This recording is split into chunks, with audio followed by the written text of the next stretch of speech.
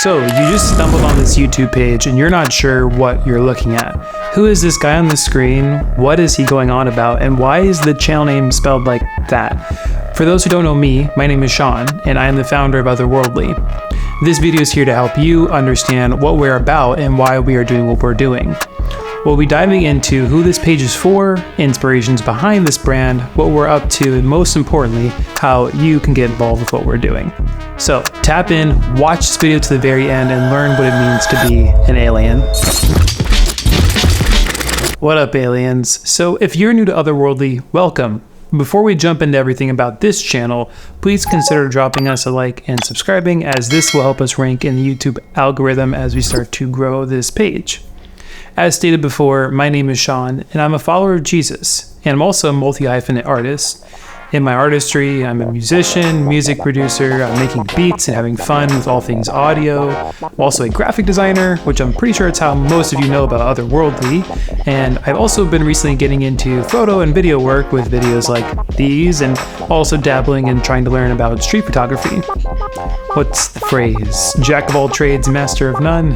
I'd rather look at this though as a series of skills that I've stacked, which has all prepared me to be here talking to you guys now.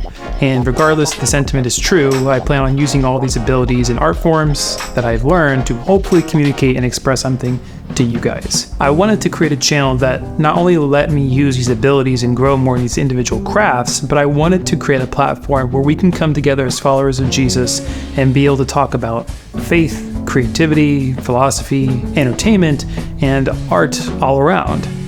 In my time of growing up in the church, and even now, I've noticed that there's this odd divide when it comes to being an artist in the church.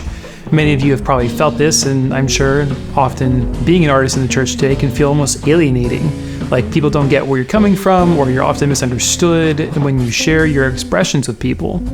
Not to say all churches are like this, but there does seem to be a resonating point where people think that the church really isn't the place where creatives go to thrive.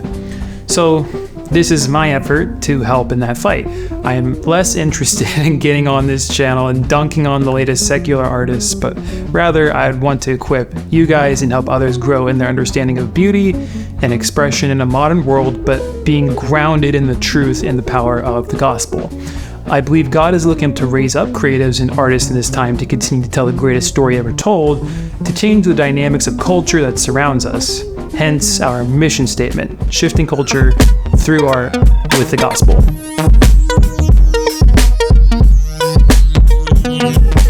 So what exactly inspired the concepts of OTHRWRLDLY? Well, first I want to start with Jesus.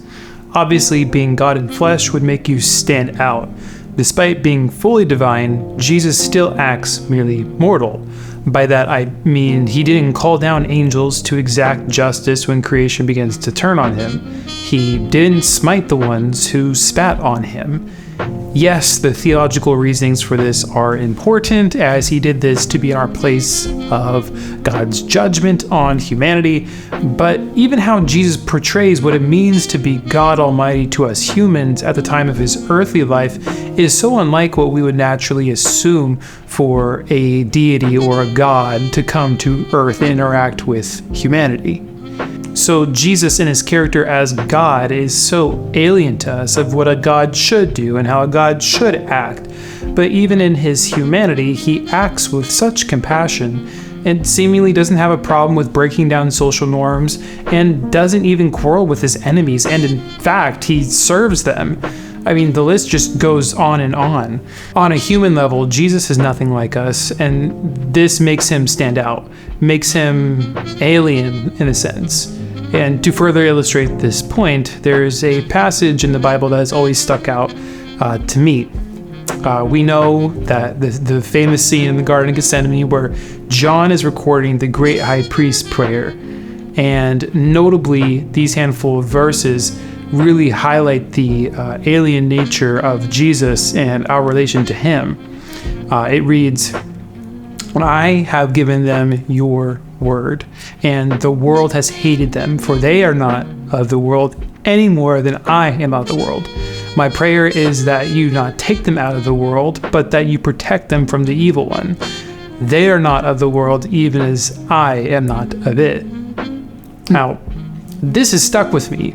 Obviously, we are to be set apart from the world and, in other words, holy. The call to follow Jesus is something like to mimicking this alien-like nature of Jesus in a culture where people don't move like Jesus. When others seek out power, fame, notoriety, money, sex, drugs, or whatever, we stand out when we act like Jesus in these areas. When we lay power down, when we give up our resources to help others, when we use our positions of influence to not withhold information and gatekeep from others' success, this is what makes us otherworldly. And notice that in John 17 that Jesus directly says that he doesn't want God to take us out of the world, but that he prays that God would protect us as we go into the world. Many Christians today will unknowingly try to get you to subscribe to some Gnostic philosophy that material things are bad and we should never interact with the world or worldly people. But the mission of Jesus calls us to press onward into the world, not to retreat, to engage, and not to dissociate. We are to be aliens in that sense, to interact with the world as Christ did, and not as just mere humans following whatever the culture says and does. So, as an artist, don't feel like you have to just tap out of what's going on around you. You ought to be in touch with culture, but the thing is, you can't let it define you or steer your ship. If we profess Jesus as Lord, then that is ultimately his place to do that in our lives. Conversely, I've also heard the term alien used in other contexts. For example, in hip-hop culture, the term alien gets used to describe someone is like extraordinary in their work. For context, let's hear how this term gets used in a real conversation. And shout out, I didn't get to Tizo Touchdown. If you are not familiar with him, that kid's an alien in the best way possible. It's weird in a good way, but it's accessible. Check him out. He's touchdown. Yes, I was excited. You have a very collaborative spirit, and like I mentioned earlier, very inclusive. Kid Cudi recently mentioned to GQ that he's fearful that you won't work with him based off commercial success or lack thereof with some of y'all's most recent projects. Do you feel that way? No way. Exactly, Kid Cudi. He's so inspiring. Right. And I'm only as good as my collaborations anyway. Yeah. So when and I love the stuff that we did. Love. Yeah. So to me, like Cudi he's a GOAT, bro. Yeah. Like his melodies and his concepts, he's a timeless alien. Definitely. Yeah. Yeah. There were moments where like my stomach dropped out, like, cause I knew that if we gotta, if 3 Stacks gave us a verse, I knew he was gonna go hard. So just had to talk to him, because the thing about Andre is that we're all clear that he's a genius, right? Yeah. We're all clear that he's an alien. Now, this isn't an endorsement of the next guy, nor do I really agree with him, but let's hear from Joe Budden on how he defines what an alien is. You know what the aliens mean? Do you know what alien is in terms of hip hop? No. Alien, people that are from another place when it comes to their ability with a pen or their brain. Of these last few individuals we just heard from, Pharrell Williams has always inspired me. Personally, as a music producer and a band geek kid from Virginia, Pharrell has showed me that nothing is out of the realm of possibilities. But the thing about Pharrell is that he carries this alien persona with him. If you know much about the Neptunes, a duo between Pharrell and a school friend, Chad Hugo, they went on to produce iconic hits for artists like Justin Timberlake, Clips, Khalees, Jay-Z, Ludacris, Britney Spears, Beyonce, and well, the list just keeps on going. But part of the duo's ambition was to start a label, Star Trek Entertainment. So the Neptunes, Star Trek, Pharrell calling other artists aliens, you get the picture. It's clear that Pharrell was trying to build an ethos around an idea, but it wasn't until I started to connect some dots that I noticed something. Pharrell was also known for using the notorious Vulcan salute from Star Trek, as popularized by Leonard Nimoy. Now check out this conversation between Pharrell and Leonard talking more about this symbol and where it comes from. This gets really interesting. We were doing an episode where we were going to see Spock go to his home planet. And it was the first time we were going to see his planet and the first time we were going to see other Vulcans. So it's important stuff. I'm looking for ways to add something to the Vulcan story. You personally? Yeah. Okay. Yeah, as the actor. Okay. And I said to the director, I think it would be interesting if we can find some special thing that Vulcans do when they greet each other. And he said, what do you mean? I said, well, humans shake hands, military people salute each other, Asian people bow to each other. He said, what do you want to do? And I said, well, how about that? He had no idea what it was, where it came from. Wow. But he said, okay. I first saw it done in a synagogue. I must have been 9 or 10 years old, sitting with my father. And there comes a moment where several men get up in front of the congregation on the stage, and they chant a prayer. The prayer, I learned later, translates to, may the Lord protect you and keep you, may the Lord cause his countenance to shine upon you and grant you peace. It's in the New Testament as well as the Old Testament. They're doing it in Hebrew. I had no idea what they were saying, but they were doing this with their hands to the congregation, both hands. This is the shape of the letter Shin, Hebrew alphabet Shin. Very interesting letter in the language. It's the first letter in the word Shaddai, the first letter in the word Shalom, first letter in the word Shekhinah, which is the name of the feminine aspect of God. So, yep, the famous symbol of aliens and greetings is actually based on a symbol that can be traced all the way back to Aaron and Moses. Well, now you have my attention. Well, no, in all seriousness, I know this is just a coincidence, but all these factors and overlaps and the ideas of being an alien got me thinking about the state of Christians and art. It's almost like these words don't even belong to, in a sentence anymore. To be an artist in the world and be good at it, it's almost assumed you would rather eat rocks than walk into a church. And to be a Christian, you're often too scared to even dream of releasing your creative potential. While I'm being hyperbolic, those two ideas didn't used to be so oxymoronic. Some of the greatest art installations, poems, murals, symphonies, and oil paintings were created by devout Christians. These works even went on to become canonized and became the backbone of our modern understanding of what works in art. Obviously, these things were produced as products of their time, and history is told by the victors, but I just think that in a time where technology has lowered the barrier for entry for most people, you guys can too realize that I too can create. And that's where these ideas of being an alien in the sense that Pharrell and Tyler talk about, and being an alien in the sense of following Jesus overlapped in my mind. So when I call you guys aliens, it's an appeal to two things.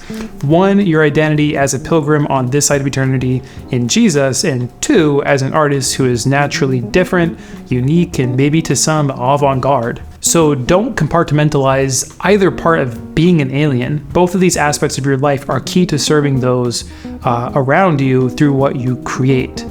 And to think that we follow the man Christ Jesus, who is the architect of reality, the one who ultimately created from nothing, the only originator, and the ultimate artist. So yeah, on an identity level, that's the heartbeat behind Otherworldly, being undeniably excellent in your craft, but also the one who is devoted truly to living against the grain of this world and its patterns. Speaking of patterns, if you've followed Otherworldly on other platforms, mainly like Instagram, you'll notice we pull a lot of inspirations from contemporary sources. We truly want Otherworldly to evoke a particular feeling as a brand, but on a missional level, we believe this is in line with what Jesus calls us to do when we engage the world. Similarly, Paul in the book of Acts quotes secular poets with lines like, "In him we live and move and have our being," and even some of your own poets have said, "For we too are his offspring." Paul uses the devices and meanings of the culture around him to communicate truth. So as we grab inspirations from artists like Basquiat or Keith Haring, or brands like Stussy or Bape, this is all to, one, establish an aesthetic that people can identify with, but also two, to use these aesthetics as a means to communicate the gospel through. Oh, and for those asking, why is Otherworldly spelled like that? Well, it's mainly an aesthetic choice based on the tetragrammaton of the ancient divine name of God, spelled out as YHWH. It's a lot of history behind that name and how it gets translated into English later, so for those who are curious, we'll leave a video from the Bible Project link below, all about that. But essentially, this word mark for brand purposes was much more unique and visually intriguing than just having it spelled out. Also, this spelling helped us achieve to secure a name down for an official trademark name. So that we don't have to fight the legal gremlins out there for the right to use our name on our merch and other products. My goals for this channel are not limited to just talking head videos of yours truly, or really of me at all. My long-term goal is to have this YouTube channel be a place of curation, community, and conversations. Channels like No Jumper, Think Media, Rapzilla, Relevant, MKBHD Studios, and the like have all created personas, brands, and most importantly, communities. When I get to talk to artists of the faith, the thing that seemingly always jumps out in conversations to me is that there's a lack of community for creatives. This is something I want Otherworldly to have at its core and values. I don't want this channel to just be about me. At first, I know that I'll have to put on the groundwork and learn the craft before we can scale, but my hope would be that God would connect us with other creators who have a similar heart and vision for the arts and culture, and can execute at a high level. We'd love to have this channel be a hub of sorts of different conversations, art pieces and music videos, maybe even short films, but this is obviously going to take prayer and wisdom and who we'd want to bring on. And we're not gonna just, bring on anyone who says, yeah, I like Jesus and art too, let me have a video. Right. The goal would be for that you guys to have a place to come to, find content that both encourages and challenges you in your journey with the Lord and your particular craft. Also, I think it'd be beneficial to hear from experts in the field of different creative paths. Bringing them on in an interview style would allow you guys to get put onto some game and, hear from people who are more established and have made careers out of what they do. And along with all this, if you guys are tapped into our YouTube channel, this will likely be the place where we will drop announcements for merch drops and possibly give some behind the scenes content of what we're all up to with that. So, just to let you know, there is a link down below that will take you straight to our merch shop where you can purchase our stuff. Any profits from that will go right back into Otherworldly, the channel, and all of our other operations that we've got going on. Anyways, I could go on and on about the particulars of this channel and the fun things I'd like to do, but at the end of the day, my goal is to see more Christians and also just people in general to be encouraged to know that our creative abilities are embedded in our Imago Dei, and that there is a massive need to create good art. So yeah, we have our current YouTube channel. We put content out mainly on Instagram, and we also have a Discord community. More on that in a bit. But what is this all for? Where are we going? And are there any bigger goals outside of this, these platforms? I've always said from the jump that I would love to one day see Otherworldly as a larger production warehouse that helps people create movies, shows, books, music albums, etc. Each of these ventures alone would take years to come, and we know that, but we also know the Lord is only asking us to be faithful in what's in front of us. We still think, though, it's important to have vision and dream big. While that's true, we hope this channel and our other platforms can be a hub for the aliens out there, and also can be a place where the message of the Creator dying for the curse upon humanity can be shared and explained so that others may begin a connection with Him.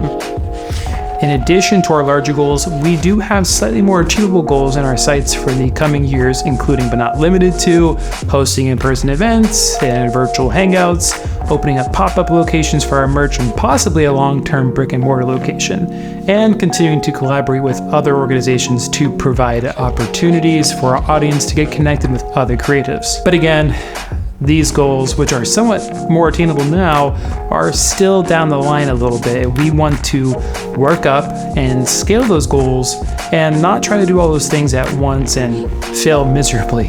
At the end of the day, these are the goals we currently have, but ultimately we want to serve you, the audience. If there are things you want to see happen through this channel or through Otherworldly as a whole, it'd be incredibly helpful and insightful to hear your thoughts in a comment or direct message. So hopefully you guys caught the vision for what Otherworldly is all about. We want to share with you the heart we have for artists that follow the Lord. This is by no means meant to be an exclusive thing or to just artists of the faith. We hope that many people of different walks of life can find value in what we create, but our mission is specifically for those who have been in that place where it feels like your artistic side and your faith are just at odds, and point you guys back to the truth that God doesn't see your creative side and nature and just turn his back on that. Rather, he's excited to watch you grow and excel as he's made you in his image to do just that, create. Now, if you're looking to get involved with us, or if you're looking for a community to get to know other aliens, please consider joining the Otherworldly Discord. You will find that link in the description below. It is free to join, and we have dedicated channels for you to share your work and to receive feedback on. Before we go, if you want to see us covering a Wall Street Journal article that claimed that founding member of ABBA, Bjorn Ulvaeus, said that godlessness is what makes good art, be sure to check the pinned video that YouTube has up for you to check out. Catch you guys in the next one. Peace.